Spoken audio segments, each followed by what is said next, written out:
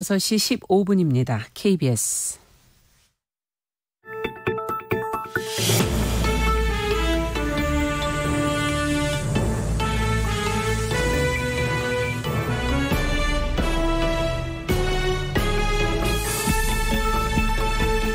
오늘 아침 일라디오. 왜 하필 올해였을까?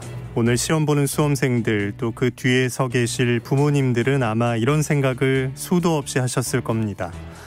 아무도 예상을 하지 못했던 어려운 시간이었잖아요. 많은 일상이 멈추고 많은 이들의 시계가 거꾸로 돌아가는 것 같은 그런 한 해였습니다. 어쩌면 이런 상황 속에 시험을 볼 수 있다는 것 자체가 기적일지도 모르겠다는 생각도 듭니다. 인생을 길게 보면 성적이라는 게 또 대학이 인생의 전부가 아니라는 걸 잘 알고 있지만, 그래도 노력한 만큼의 결실이 있고 또 애쓴 만큼 보람이 있었으면 하는 마음이 간절하실 겁니다. 힘든 상황에서도 최선을 다하고 끝까지 포기하지 않았던 오늘의 주인공들, 또 그 뒤를 묵묵히 지켰던 부모님과 선생님들, 선한 것을 기대하는 간절한 마음의 끝이 반드시 좋은 결과의 길을 응원하고 함께 소망하겠습니다. 12월 3일 목요일입니다. 오늘 아침 일라디오 출발합니다. 저는 아나운서 김재웅입니다.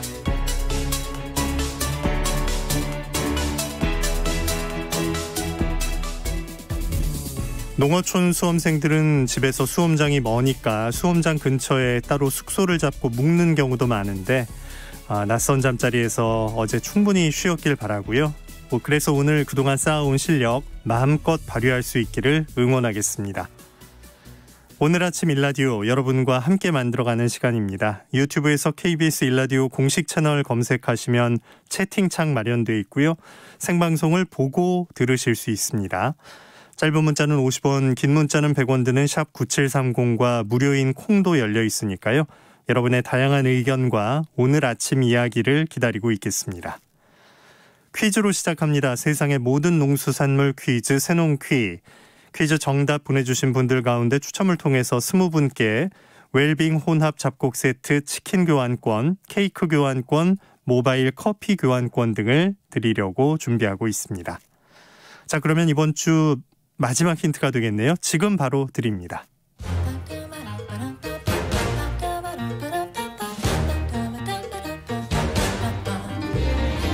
오늘 아침 일라디오가 선정한 농수산물을 맞히는 세상 모든 농수산물 퀴즈 새농퀴. 안녕하세요. 퀴즈 내는 성우 김희승입니다.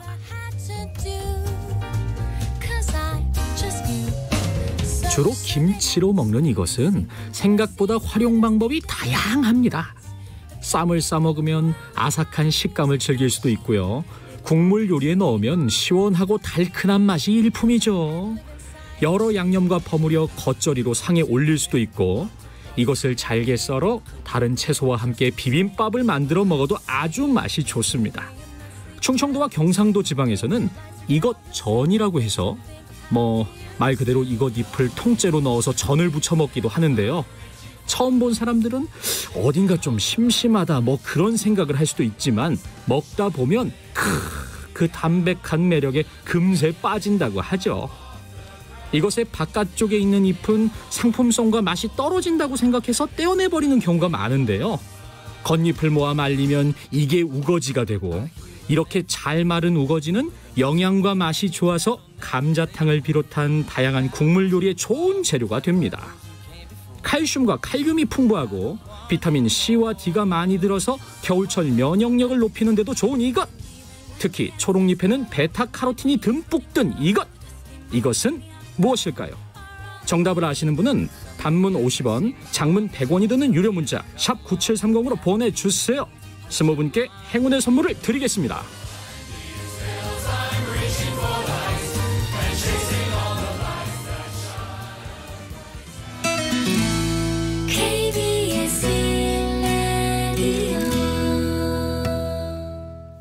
농수산 뉴스로 이어갑니다. 한국농업방송 김인경 기자와 함께합니다. 안녕하십니까? 네, 안녕하세요. 네, 자, 어제 경북 상주 산란계 농장에서 고병원성 조류 인플루엔자 간이 검사를 했는데 양성이라는 소식을 전해드렸습니다. 최종 결과가 확인이 됐죠? 네, 어제 경북 상주시의 산란계 농장에서 고병원성 조류 인플루엔자 AI가 발생했습니다. 지난달 28일 전북 정읍의 유경오리 농장에서 고병원성 AI가 발생한 이후 가금 농가에서 추가 발생이 나온 겁니다. 해당 농장에선 지난 1일 닭들이 하루 300마리 이상 폐사하고 사료 섭취가 줄어드는 의심 증상이 발견됐습니다. 농장주가 방역당국에 의심 신고를 했고요. 정밀검사 결과 어제 H5N8형 고병원성 AI로 확진됐습니다. 네, 전북 정읍 오리 농장에 이어서 두 번째 사례가 되는데 지금 발생 농장 또 인근의 살처분이 진행되고 있겠네요. 네, 현재 살처분이 진행되고 있습니다. 정부는 발생 농장의 닭 18만 8천 마리, 그리고 해당 농가가 소유한 다른 농장에 매출이 12만 마리, 그리고 인근 3km 안에 가금 농장 3곳에 닭 25만 1천 마리에 대해 살처분 작업을 하고 있습니다. 또 농장 반경 10km를 방역대로 설정하고 그 안에 있는 가금 농장 13곳을 30일간 이동 제한했고요. 예찰과 정밀 검사를 실시하고 있습니다. 그리고 발생 지역인 경북 상주의 모든 가금 농장과 종사자들은 일주일 동안 이동과 출입이 통제됩니다. 네, 확산을 막는 좋은 방법은 아무래도 철저한 방역 또 이동 제한이 최선이겠죠? 네, 그렇습니다. 정부는 가금 농장 그리고 도축장과 사료공장 같은 축산시설 또 축산 차량을 대상으로 일시 이동 중지 스탠드 스틸 명령을 내렸습니다. 경북과 충남, 충북, 세종 이렇게 4곳은 지난 1일 오후 9시부터 오늘 오후 9시까지 48시간 동안이고요. 강원 지역에는 1일 오후 9시부터 24시간 동안 일시 이동 중지 명령이 발령돼서 현재는 이동 제한이 풀린 상황입니다. 네. 2년 8개월을 잘 지내왔고 전북 정읍권에서 좀 끊겼으면 하는 바람이 많았는데 이 경북 상주농장은 정읍과는 거리가 많이 떨어져 있어서 그 관계는 없는 것으로 보이죠. 아직 역학조사가 진행 중이라서 공식적으로 밝혀진 건 없는 상황입니다.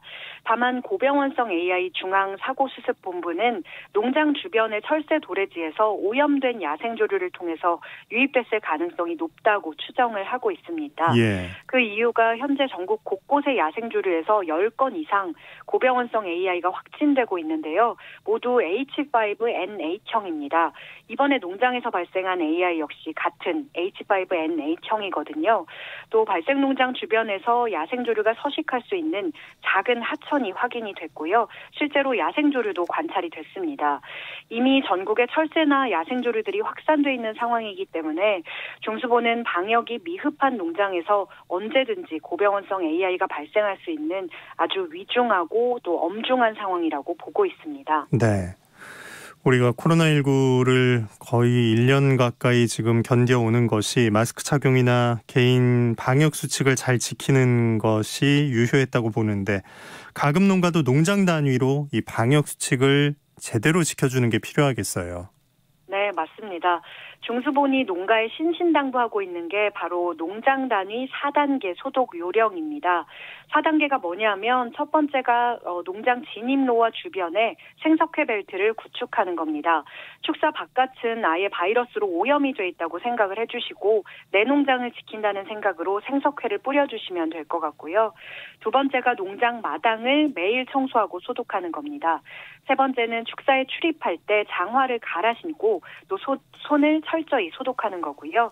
마지막으로 네 번째는 축사 내부를 매일 꼼꼼히 소독해 주는 겁니다. 지금으로서는 농장 간의 수평 전파를 막는 게 가장 중요하니까요. 차단 방역에 철저하게 동참해 주시는 게 무엇보다 필요하겠습니다. 네. 자, 다음 소식 알아보죠. 3차 재난지원금 얘기가 나오고 있는데 거기에 지급 대상에 농업인이 왜 들어가지 않는가, 포함시켜야 한다, 이런 요구가 나오고 있죠. 네, 3차 재난지원금 지급에 대한 얘기를 언론에서 많이 들어보셨을 겁니다. 코로나19 재확산으로 영업에 제한을 받은 업종들이 늘어나면서 피해를 입은 국민들에게 3차 재난지원금을 내년 초에 3조 원 규모로 지급한다는 겁니다. 어젯밤 국회 본회의에서 의결된 내년 예산에도 포함이 됐습니다. 아직 구체적인 지급 대상이 확정되진 않았는데요. 다만 정치권에서는 자영업자와 소상공인, 특수형태 근로종사자가 그 대상일 것으로 보고 있습니다. 농업인은 포함이 안 될 확률이 현재로선 높은 상황입니다. 주요 농민단체들은 일제히 성명을 내고 농업인이 재난 지원의 사각지대에 있다고 규탄했습니다. 네. 농업계에서 농업인을 포함해달라고 주장할 때 근거가 필요할 텐데요. 네, 코로나19 사태로 인한 농업계 피해가 무척 심각하다는 겁니다. 먼저 각종 행사가 전면 취소되면서 화훼 소비가 급감했었죠. 또 학교 급식이 중단되면서 급식 납품용 친환경 농산물을 생산하던 농가들이 판로를 잃어버렸죠. 그리고 외식이 부진해서 각종 축산물과 엽채류 소비도 줄었습니다. 이렇게 코로나 사태 이후에 국내 농축산물 소비는 아주 심각하게 위축됐습니다. 이뿐만이 아닙니다. 외국인 계절 근로자의 입국이 연기되면서 수학기 농촌 현장의 필수 인력이라고 할 수 있는 외국인 근로자 일손 조달이 안 됐고요. 또 내국인 역시 사회적 거리 두기에 따라 지역 간 이동이 최소화되면서 수학 인력을 구하는 게 아주 힘든 상황이 됐습니다. 현장에서는 사람 구하는 게 하늘의 별 따기란 얘기가 나올 정도였는데요. 그만큼 농가 경영에 막대한 피해를 입은 겁니다. 네, 코로나19로 인한 어려움도 이 정도였는데 여름철에 또 장마 태풍 때문에 피해도 컸잖아요. 네, 그렇습니다. 역대 최장의 장마가 있었고요. 태풍이 3차례나 잇따르면서 우리 농업농촌은 완전히 직격탄을 맞았습니다. 자연재해로 농산물 생산량은 급감했고 병해충 피해로 소득도 현저히 줄었는데요. 농민단체들은 성명서에서 일제히 올해 농촌은 재난 상황 그 이상의 피해를 보고 있다고 입을 모았습니다. 그래서 농업계가 이렇게 심각한 위기 상황에 놓인 농업인을 재난지원금 지급 대상에 포함해달라고 요구하고 있는 겁니다. 네, 이 목소리를 좀 잘 새겨들어서 반영을 해줬으면 좋겠습니다. 자, 내년도 정부 예산안이 국회에서 의결됐습니다. 농업 분야 증감 상황은 어떤가요? 네, 내년도 예산안은 총 558조 원 규모로 기존 정부안보다 2조 원가량 순증된 초대형 예산으로 편성이 됐습니다. 농업부문 예산 역시 16조 2,856억 원으로 확정이 됐는데요. 정부안 대비 1,532억 원 증액된 겁니다. 하지만 국가 전체 예산 대비 농업 예산은 2.9% 수준으로 농업계가 요구해온 3% 문턱은 결국 넘지 못했습니다. 네. 눈여겨볼 부분이 있을까요? 네, 농업과 관련한 19개 사업에 대해서 2,006억 원이 증액이 됐는데요. 올해 자연재해로 인한 농업 피해가 심각했던 만큼 농업재해보험과 수리시설 개보수 예산이 300억 원 이상 큰 폭으로 확대된 부분을 눈여겨볼 수 있을 것 같습니다. 네, 농수산뉴스 NBS 한국농업방송 김인경 기자가 전해드렸습니다. 고맙습니다. 네, 감사합니다.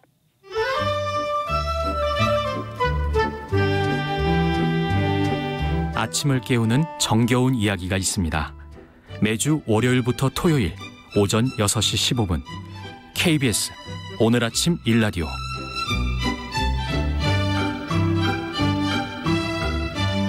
자, 2714님께서 수능 감독으로 출근하고 있습니다. 오늘 하루 부디 수험생과 부모님들 및 수능 감독관님 힘내시길 하셨습니다. 6088님도 수능 감독하러 왔어요. 수험생들 비롯해서 가족들 모두 행운과 건강이 그득하길요 라고 보내주셨습니다. 힘내시고 저희도 응원합니다. 자, 자연밥상으로 이어갑니다. 농부들의 입에서 입으로 전해지는 귀한 음식 이야기가 있습니다. 입맛음식가 하미현 대표와 함께합니다. 안녕하십니까? 네, 안녕하세요. 네. 아, 추울 때 뵙게 되니까 갑자기 김장 생각이 나네요. 김장 담그셨나요? 사실 이번에는 이제 모임이 워낙 자제하고 있는 상황이라서 네. 저도 아직 못했고 개인적으로 조금 해야 될 것 같아요. 재료는 좀 챙겨두셨어요? 네, 저는 이제 기다리고 있는 배추가 있어가지고 그 배추 받으면 한 3-4푹이라도 조금이라도 해볼까 겉절이처럼 네. 그런 생각하고 있습니다. 그렇군요. 네. 요즘 이맘때가 되면 저절로 좀 생각이 나는 풍경이잖아요. 배추 절이고 양념 무치고 또 이 큰 통에 꽉꽉 채워두는 마음이 좀 넉넉해지는 그런 기분 말이죠. 저도 이 김장의 의미를 잘 몰랐다가 저희 시어머니께서 이제 농사를 지으시니까 아, 이 김장이 정말 1년 농사구나라고 생각했던 게 뭐 여름에 가면 뭐 약간씩 양파 이런 거 뽑을 준비하시고 그다음에 마늘이랑 그다음에 이제 특히 이 늦여름 가면은 빨간 고추 막 말려서 네. 가루내시고 모든 과정이 김장을 위한 거였더라고요. 네. 그래서 마지막 딱 배추 나오는 요맘때 조금 이전부터 해가지고 이제 딱 김장을 하면 1년 농사가 딱 끝나더라고요. 맞아요. 이렇게 김장 이야기로 시작하는 이유가 있죠? 네. 오늘의 식재료는 배추가 될 것 같습니다. 맞습니다. 네. 정말 속이 꽉 차서 맛있는 우리 결구대에서 안에 노란 살 보이는 그 배추가 요맘때쯤 참 맛있잖아요. 네. 그래서 실은 우리 이 땅에서 자라왔던 우리의 배추들은 꼭 결구되지 않고 이렇게 왜 퍼더덕 배추란 말이 있을 정도로요. 꼭 결구되지 않더라도 이렇게 퍼져 있어서 그 간맛처럼 이게 뭐라 해야 될까? 매콤한 맛도 나는 배추도 있고요. 그다음에 또 뿌리만 먹는 배추도 있고요. 심지어 씨앗까지 먹는, 씨앗을 기름으로 내서 먹는 이 한국에서 다양하게 키워왔던 이 배추와 그다음에 음식들을 소개하려고 합니다. 우리가 아는 것에 더해서 몰랐던 것들 얘기를 또 들을 수가 있겠네요. 기대가 됩니다. 지역마다 담그는 법도 조금씩 다른데 그 토종 배추 품종부터 그럼 좀 소개를 받아볼까요? 네. 제가 준비한 종류는 한 10가지 정도 되는데요. 네. 실은 더 많아서 이야기를 어디까지 해야 되나 싶고 걱정될 정도였어요. 네. 그래서 첫 번째는 우리가 저번 시간에 잠깐 말씀을 드렸지만 약간 간맛 나는 제주 구억배추, 그다음에 우리 조선배추라고도 부르는 개성배추, 그다음에 이렇게 이파리가 좀 넓기로 좀 유명한 청방배추, 그다음에 경종배추, 이것도 조선배추라고도 불리기도 해요. 그래서 제주도 무릉배추도 있고요. 그다음에 경상북도에는 의성배추, 그다음에 호배추, 그다음에 이거는 요즘에 나온 종자이기도 한데요. 자색깔 빨간 배추도 있습니다. 네. 그다음에 다음 시간에도 소개할 갓 종류, 갓 있죠. 그래서 그 홍갓부터 청갓 이런 갓 이야기까지 쭉 이어서 전하겠습니다. 다음 주는 또 갓 배추 이외의 것으로 또 연결을 시켜주실 거군요. 기대해 네, 그렇게 보겠습니다. 또 배추 이야기가 끝나면 또 우리가 이북부터 해서 이남까지 그다음 섬 지역까지 해먹던 다양한 김치 문화도 같이 소개해서 이번에 한 총 3번에 걸쳐서 이야기를 나누게 되겠습니다. 알겠습니다. 참 이런 토종 배추들 이름을 좀 정겹게 들어봤는데 다 겨울 김장 때 쓰는 배추들이었나요? 네, 근데 실은 이제 배추가 꼭 이 김장 때 나오는 배추도 있었지만요. 제주도처럼 꼭 김장이 아니더라도 그냥 왜 겉절이를 해 먹거나 무침 해 먹거나 심지어 국으로 해 먹는 배추들도 다 다양한 배추들이 있었고 나는 철도 달랐거든요. 그래요? 그래서 가을 배추 같은 경우는 이제 제천, 아산, 서산, 당진이나 충청도 지역에서 많이 났었고요. 그다음에 심지어 고랭지 배추, 여름 배추는요. 7월부터 9월에 납니다. 여름 배추. 네. 그래서 평창이나 정선, 홍천, 인제 이런 곳은 사실 1200고지까지 넘잖아요. 그렇죠. 그런 데 가면은 거의 계절이 우리보다 한 계절씩 막 더 오기도 하고 가기도 하니까 7월이나 9월에 가도 고랭지 위에 초록 잎으로 이렇게 쫙 펼쳐지는 모습이 참 아름답더라고요. 그래서 강원 지역 말고도 장수나 남원, 무주, 이 지리산 일대까지도 이 산간 지역에서는 일부 재배되고 있습니다. 네. 고랭지 배추죠. 그다음에 이제 봄배추 같은 경우는요. 전라남도, 경상도 지역의 남부 지방이 많이 나고요. 전라남도 나주, 그다음에 경기도 평택, 김포, 연천까지 이렇게 두루 3월에서 5월까지 봄 배추가 나고 있습니다. 맞아요. 이렇게 시기로도 구분이 되는데 토종 배추 재배하는 농가를 다녀오셨죠? 네, 서울에서 이제 좀 멀지 않은 곳에서 이제 개성 배추와 구억 배추를 재배하고 계신데요. 구억 배추는 제주 배추라고 하셨잖아요. 요즘에 이 제주 배추가 제주도에서 이렇게 옛날 이 씨앗을 통해서 발굴되고 나서는요. 지금 이 경기도 쪽이라든지 서울 멀지 않은 곳이라든지 특히 전라도까지 여러 곳에서 키우고 있다고 하시더라고요. 네. 그만큼 구억배추가 매력이 있다는 뜻이네요. 제가 구억배추는 또 말씀드리겠지만 이 식감이랄까? 그다음에 왜 배추가 가지고 있는 맑은 맛 이전에 매콤한 맛이 저는 아주 매력이 있었어요. 약간 갓처럼 이렇게 딱 쏘는 맛도 있고요. 네. 그래서 그런 구억배추를 이제 전국 단위로 조금씩 키우고 계신데 제가 만난 분은 이제 양인자 농부님이셨어요. 2013년부터 본격적으로 이제 토종 작물들을 많이 재배하고 계신 분이기도 했습니다.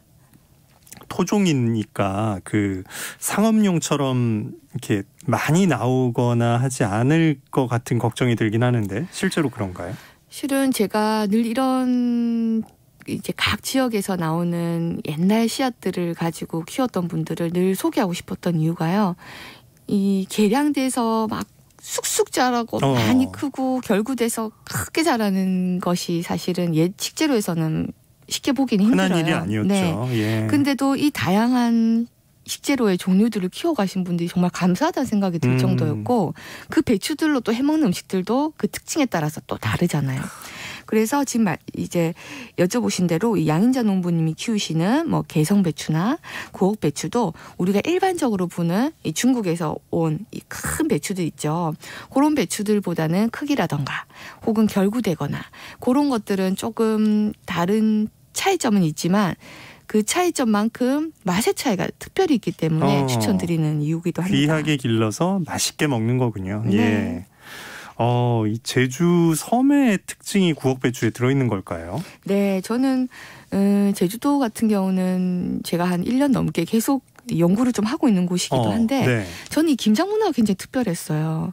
우리는 제주의 김장 문화 자체가 실은 김장 문화가 거의 많이 없더라고요. 김장을 할 필요가 없는 거죠. 뭐 1년 내내 그 텃밭에서 계속 식재료들이 올라오니까 굳이 저장해서 먹을 필요가 없이 그 텃밭이 그때. 냉장고 같은 느낌이라고 네. 하시잖아요. 가서 꺼내서 하나. 그러다 보니까 그냥 그때그때 해먹고 굳이 우리가 결구될 때까지 기다릴 필요 없이 부드럽게 올라온 거는 부드러운 대로 겉절이 해먹고 필요하면 그때 먹는 거군요. 그때 먹고 그래서 김장 문화가 정말 아주 예전 같은 경우는 더더욱 소금도 귀하고 그다음 고추도 워낙 귀했대요. 예. 왜냐하면 거기서 이제 자생하기가 힘드니까.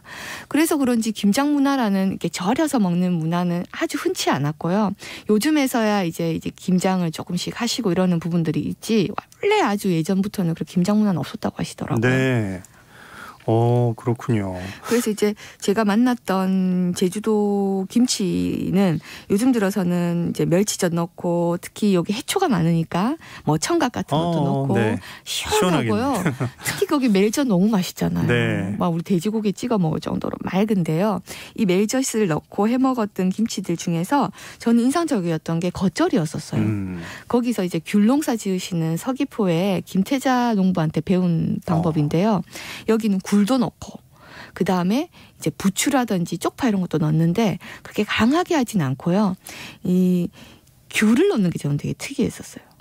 귤을 갖다가 이렇게 껍질을 까서 이 우리 보통 먹듯이 하나 떼가지고 반을 이렇게 썰어서 겉절이 아까 말씀드린 구옥배추라든지 이런 거를 손으로 쭉쭉쭉 그냥 찢어가지고 겉절을 해 먹었는데 약간 새콤한 맛도 나기도 하면서 달달한 맛도 배추가 지금 워낙 맛있을 때잖아요. 달고. 그래서 그 원재료 맛이 느껴지겠네요. 네. 예. 그래서 저는 꼭 이게 꼭 김장을 하는 철도 물론이지만 이 배추의 특성에 따라 꼭 이렇게 절여 먹는 것보다 이렇게 샐러드처럼 겉절이처럼 먹으니까 참 맛있더라고요. 요리네요, 요리. 네. 밥 반찬이 아니라. 네. 그 밖에 또 제주 배추는 어떤 입맛 음식들을 만들었나요? 저는 그거 말고 귀하게 써야 되는데. 네. 이 구옥배추가 아주 야들야들할 때 지금은 조금 억세질 때잖아요. 야들야들할 때 그 속에 있는 살이라든지 속태 이런 거를 잘 활용해서 콩국 해 먹었던 게 지금 또 너무 인상적이거든요. 이 지금 말고 한 11월 달 정도 되면 왜 콩이 생콩가루를 낼 때거든요. 예. 거긴 특히나 이제 푸른 콩이라 그래서 달고 부드럽기로 유명한 콩이 있는데 그 콩을 바로 그냥 가루로 내 가지고 배추를 그냥 물에다가 이게 냄비에다 물을 붓고 물이 폴폴폴 끓어오르면 그냥 배추를 아까 부드러운 뚝뚝 넣어요. 툭툭툭 찢어 넣고 그 다음에 이제 끓기 시작하면은 그 콩가루 있죠 아까 콩가루를 이렇게 젓지 말고 위에다가 싹 뿌려주는 거예요. 한 2스푼 정도를. 그러면 콩가루가 이렇게 몽글몽글 꼭 우리 순두부보다 조금 더 부드럽게 뭉쳐요. 그러면 그걸 저으면 이렇게 다 풀어져서 맛이 없는 거예요. 그러면 거기다가 소금만 살짝 넣으면 끝이에요. 근데 배추가 달고 아까 말씀드렸던 약간 매콤한 향도 있고 그리고 거기다가 콩가루까지 담백하고 단백질까지 싹 들어가니까 소금만 들어갔는데도 충분하더라고요. 진짜 속을 딱 채워줄 수 있는 패스트푸드네요. 그것도. 정말 그 세 가지로 끝나는 게 제가 계속 2번이나 끝났네 했더니 끝났다고 그러셨어요. 네. 개성배추로 넘어가 볼까요? 개성배추는 어떤 특징이 있습니까? 이건 구옥배추보다는 좀 더 대중적인가요? 지금도 개성배추 같은 경우는 키우시는 분들을 이제 곳곳에 보면 텃밭에서 키우시는 걸 봤는데 이 배추는 우리가 늘 보아오는 배추의 잎처럼 넓지 않아요. 조금 얇고 제가 볼 때는 한 5cm에서 한 7cm 정도의 이 대를 가지고 위로 올라가는, 근데 조금 크기가 높이가 조금 높은 크기가 조금 큰 그 길이로 치면요. 좀 긴데요. 현재 우리가 토종 배추라고 알고 있는 모습의 배추는 중국에서 도입된 반결구 배추가 토착화 되면서 탄생한 거래요. 그래서 그 원조는 북한의 개성 지역에서 재배한 개성 배추고요. 이 개성 배추는 한 1800년대 한국으로 이제 들어온 걸로 추정되고 채소 재배 기술이 가장 앞섰던 게 개성이었대요. 그래서 그쪽 중심으로 재배되기 시작했던 거라고 전해집니다. 네. 재래 배추 중에서는 유명한 게 지금 경기도 개성에 우리가 소위 개성배추라고 하는데요. 이 개성배추랑 이 경성의 경성배추 두 품종이 지금도 남아 있습니다. 그래서 1920년대에 개성배추는 비교적 이제 북쪽 지방에 많이 보급되었던 배추고요. 이 경성배추는 경성 이남 지방에 많이 재배됐다고 합니다. 그래서 남한의 농민들은 경성배추를 주로 재배하고 있다라고 1931년도에 조선 총독부 농업시험장에 기록되어 있다고 합니다. 그랬구나. 야, 이건 어떤 식으로 활용을 했나요? 예전에는 이 조선배추나 아까 말씀드렸던 경성 배추 이 두 품종은요, 경기도, 서울, 충청 지방의 김치랑 비슷하긴 한데 아주 순하고 소박하고 양이 넉넉하게 담았던 걸로 좀 알려져 있어요. 네. 그래서 김치에 특이한 향이 나는 향신 채소를 넣는데요. 이 배추김치에는 특히 되게 특이했던 게 전 고수 넣었던 게 아주 특별했었거든요. 근데 좀 상상이 되긴 해요. 이제 배추김치에 약간 향이 나는 고수를 넣었다라는 게 제가 예전에 사찰 음식 때문에 공양간을 찾았던 적이 있거든요. 네. 그때 보니까 고수랑 배를 썰어 넣고 겉절이처럼 무치는 김치가 있었거든요.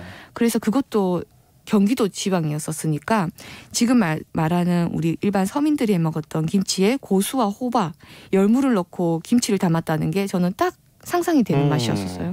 아주 달면서도 고수향이 아주 기분 좋게 나거든요. 그러니까 이 배추는 약간 기본의 맛을 깔아주고 그런 다른 것들을 넣어서 맛을 만들었다 이렇게 생각하면 되겠네요. 네, 그러다 보니까 말씀드렸듯이 고수도 넣고 호박도 넣고 열무도 넣어서 이제 호박김치를 담는 거죠. 네. 젓갈은 이제 새우젓이라든지 조기젓, 까나리젓을 주로 사용하고요. 간은 짜거나 맵지 않고 부드럽게 합니다. 그래서 김치 국물은 짜지 않게 간에서 넉넉히 붓고요. 거기 물에다가 이제 국수나 밥을 말아서 별미 음식으로 먹었던 거죠.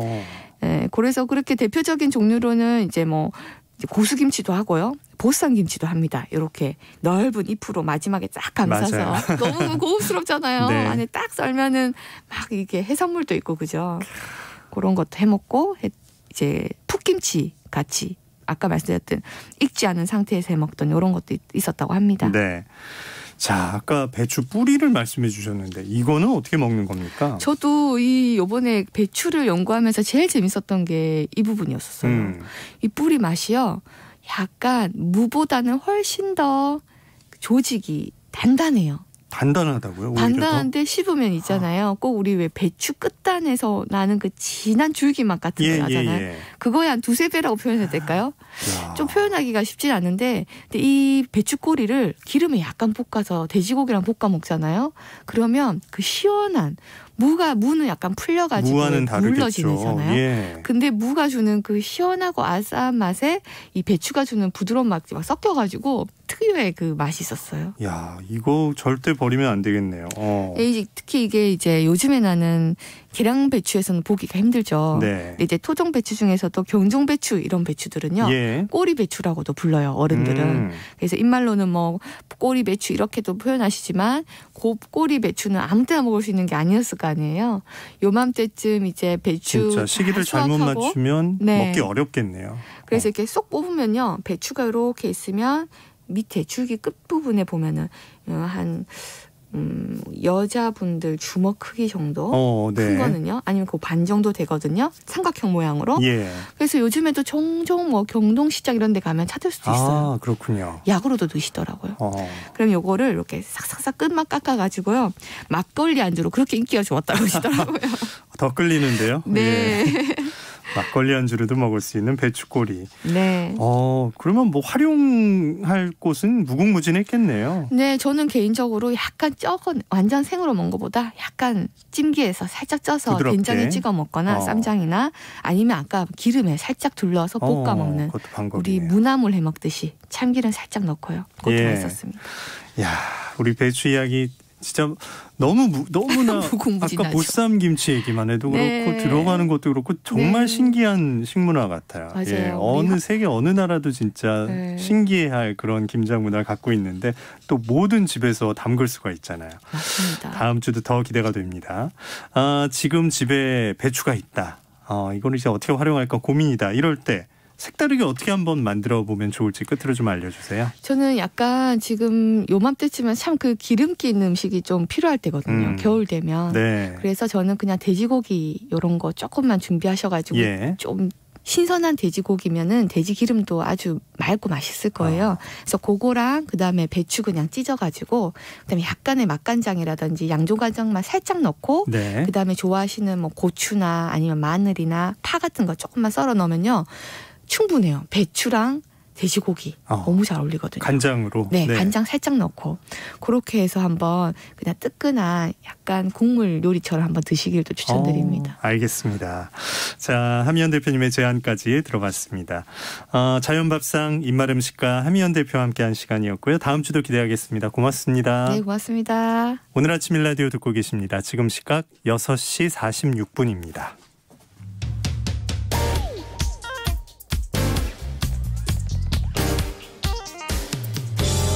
오늘 아침 뉴스 브리핑. 정상근 기자와 함께합니다. 안녕하십니까? 네, 안녕하십니까? 네, 수험생들 또 부모님들 올해 정말 어느 때보다 고생이 많으셨을 겁니다.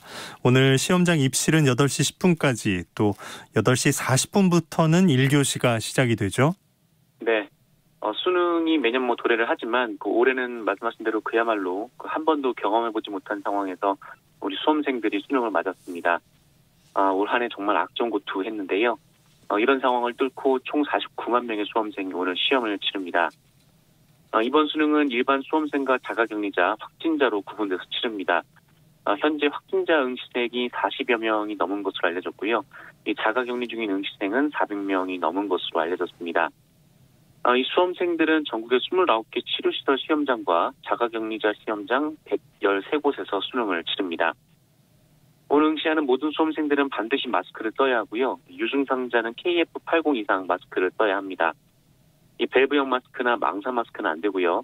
또 분실 등에 대비해서 마스크 여유분도 챙기시는 게 좋습니다. 시험을 치는 도중에 증상이 생기면 반드시 감독관에게 알려야 하고요. 또 시험실에 입장할 때는 소독제를 사용하고 점심시간에는 조용히 자신의 자리에서 식사를 해야 합니다. 또 시험장에 입장할 때 체온 측정이 이루어지기 때문에 조금 서두르시는 편이 좋습니다. 네, 코로나19 확진자 현황도 알아볼까요? 네, 어제 0시 기준 코로나19 신규 확진자는 모두 511명입니다. 나흘 만에 500명대가 나왔는데요. 지역사회 발생이 493명이고 이 중에 서울이 193명, 경기도가 144명, 부산이 32명, 전북이 26명, 인천 23명, 충북 16명 등 전국 각지에서 여전히 확진자가 쏟아지고 있습니다. 새로운 집단 발병 사례를 보면 이 서울 구로구의 한 고등학교에서 집단 감염이 발생해서 10명 가까이 확진 판정을 받았고요. 그리고 세종시의 PC방에서도 10명 안팎의 집단 확진이 나왔습니다. 전북 군산시의 주점 모임, 광주 직장 동호회 모임과 관련해서도 20명이 넘는 확진자가 나왔습니다.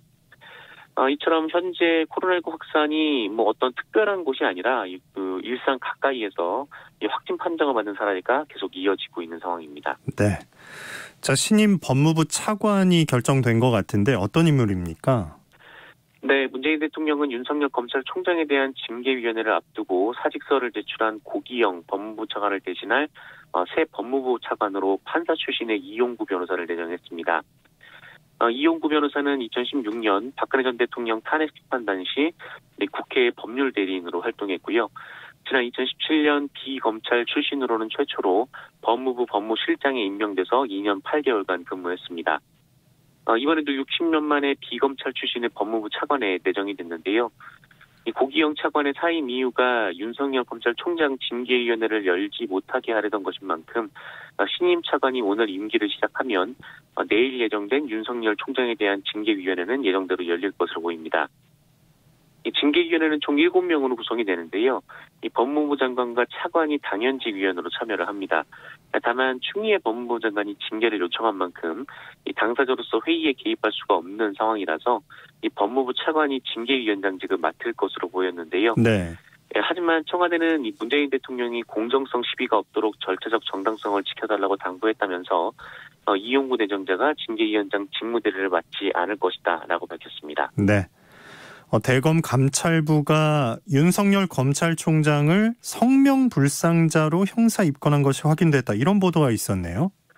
네, 중앙일보 보도인데요. 지난달 23일에 이 대검찰청 감찰부가 말씀하신 대로 윤석열 검찰총장을 성명불상자로 표기해서 형사 입건했다고 합니다. 혐의는 직권남용인데요. 이어서 대검 감찰부는 판사 사찰 문건과 언론사 사주 접촉, 이 채널A 사건 감찰 방해 등에 대한 압수수색 영장을 청구했고, 이 법원은 지난달 24일 이 중에서 판사 문건에 대해서만 영장을 발부했습니다. 그런데 윤석열 검찰총장 측은 규정상 중요 사건이 검찰 수사로 전환이 될 때 이 검찰총장에게 사전 보고하게 돼 있는데 이 대검 감찰부가 이 청장 직무대행을 맡고 있던 조남관 대검 차장에게 보고하지 않았다며 절차적 문제가 있다라고 지적했습니다. 또한 입건을 하면서 윤석열 총장 이름 대신 이 성명불상자를 적어놓는 등 문제가 있다라고 반박을 했는데요. 곧 검찰 안에서 누군가 이 조사가 제대로 안 됐다라면서 진정을 제기했고, 이번엔 윤석열 총장 복귀 직전에 검찰 내부에서 이 대검 인권정책실로 하여금 대검 감찰부를 조사하도록 했습니다. 네. 또한 윤석열 총장은 대검에 출근해서 이 월성 1호기 폐쇄 관련 의혹 등 현안을 보고받았습니다. 네. 자, 대북전단 살포를 금지하는 내용의 법이 국회 상임위를 통과했어요.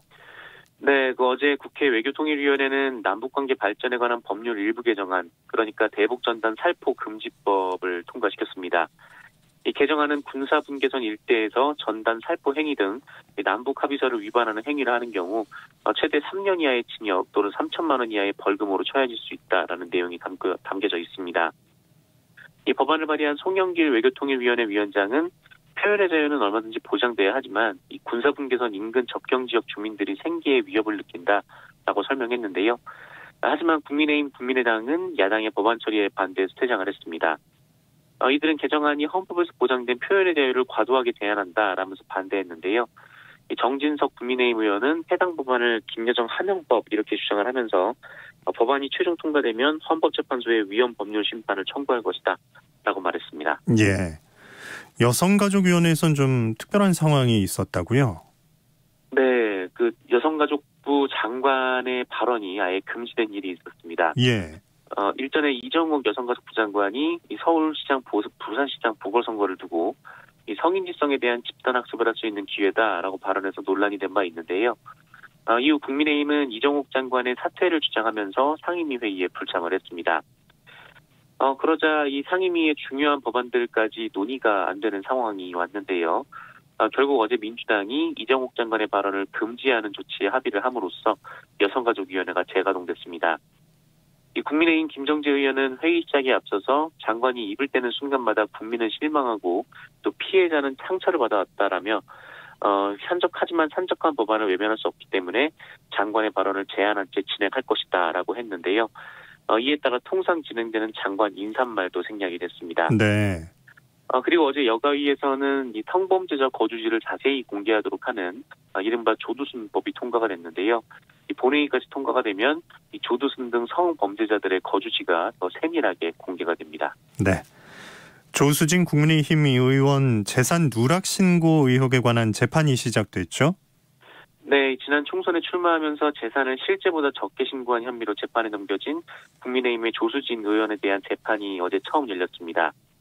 조수진 의원은 재산 신고가 잘못됐다라는 점을 인정한다면서도 감출 것도 없고 감출 이유도 없다며 무지하다는 것이 처벌의 사유라면 처벌을 받아야 할 것이다라고 주장했습니다. 조수진 의원은 지난 4월 총선에서 미래한국당 비례대표 의원으로 나오면서 18억 5천만 원의 재산을 신고했는데요. 하지만 당선 이후 등록된 재산이 11억 원 이상 늘어서 30억 정도가 됐습니다. 이에 민생경제연구소 등 시민단체가 공직선거법 위반으로 조수진 의원을 고발을 했는데, 조수진 의원은 비례대표 당선을 위해 임시로 정당을 만들다 보니까 전문성이 부족했고 치밀하지 못한 부분도 있었다라면서 선거 직전까지 기자로만 일했기 때문에 재산 신고에 대해 잘 몰랐고 서류를 급하게 내느라 착오가 있었다, 이렇게 주장을 했습니다. 네, 뉴스브리핑 정상근 기자와 함께했습니다. 오늘 소식 고맙습니다. 고맙습니다. 자, 9501님, 오늘 손자가 수능 시험을 봅니다. 평소의 실력을 충분히 발휘해주면 좋겠습니다. 파이팅 하셨습니다. 6321님, 오늘 딸이 수능 보는 날입니다. 시험장 데려다 주려고 대기 중입니다. 시험 보는 모든 이들 응원합니다 하셨습니다. 김효정님도 지금 도시락 준비 끝내고 여유롭게 문자 보냅니다. 구성윤, 3년 동안 수고 많이 했다. 응원해 주세요 하셨습니다. 저희 청취자분들도 함께 힘을 보태주시면 좋겠네요. 9344님도 제 손녀딸도 잘 해낼 거라고 생각합니다. 응원해 주세요 하셨습니다. 자, 수험생들 정말 고생 많이 했고요. 오늘 실력 발휘 잘 하길 바랍니다. 수능 한파 수준이라고까지는 아니지만 그래도 전국이 영하권 기온에 찬바람까지 붑니다. 제법 쌀쌀하니까요. 얇은 옷 여러 벌 겹쳐 입고 방한용품도 잘 챙겨서 나가길 바랍니다. 무탈하게 시험 잘 치르고 오길 응원합니다. 오늘 아침 일라디오 아나운서 김재웅이었습니다. 건강하고 안전한 하루 보내시기 바랍니다. 고맙습니다.